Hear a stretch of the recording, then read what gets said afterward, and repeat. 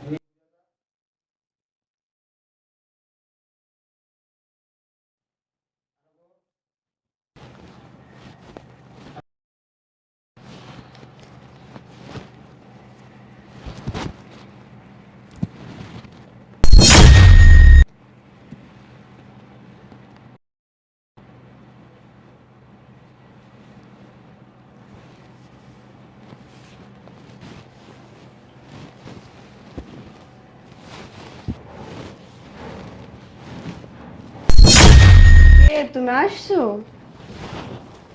কথা বলো না কেন? কই নিয়ে যাও আমারে?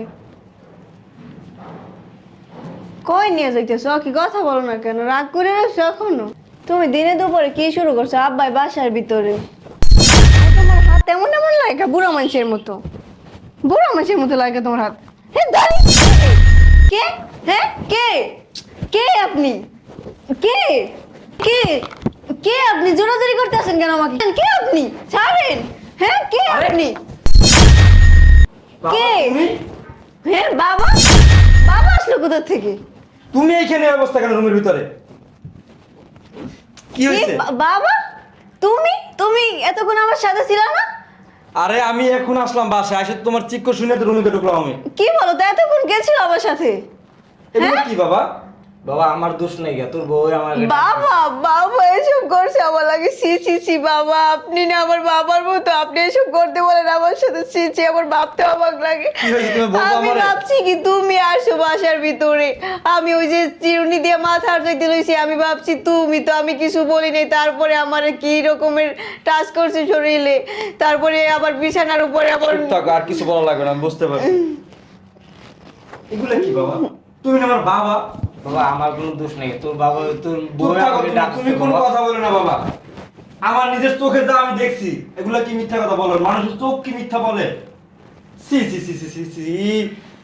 আমি কারণ সুজন্ম হয়েছে আমার বাবা, ও তোমার মেয়ের মতো। হ্যাঁ, ও তোমার মেয়ের মতো, আর তুমি ওর সাথে কি কাজটা করতে চাইছিলা? সি সি সি সি সি। ও অন্ধ না? আর তুমি অন্ধ, তো অন্ধের সুযোগ নিলে তুমি। হ্যাঁ, তুমি একটাবার ভাবো নাই যে আমার ছেলের বউ। সি সি সি সি সি বাবা, ওরা তোমার মেয়ের মতো। হ্যাঁ, তুমি ওর সাথে এই কাজটা কিভাবে করলা? তোমার কলজেটা একটাবারও কাঁপলো না? আমার স্ত্রী অন্ধ, আর সেই অন্ধদের সুযোগটা তুমি এইভাবে নিলা?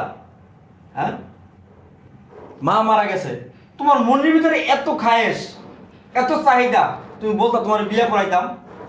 তুমি তোমার শেষ পর্যন্ত তুমি তোমার ছেলের বউর কাছে গেলা। মানে আমার ভাবতে অবাক লাগে, তুমি আমার বাবা, আমার ঘৃণা হইতাছে তোমার প্রতি। তোমার পরিচয় নিতে এখন আমার বাবা হিসাবে।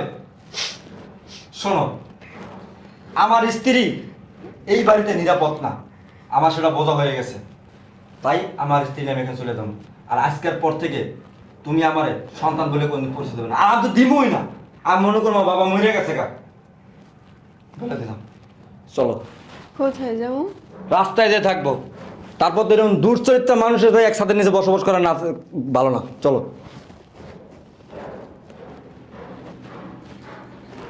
আল্লাহ কি কামড়া করলাম, ছেলের বউর উপরে এত অত্যাচার করলাম।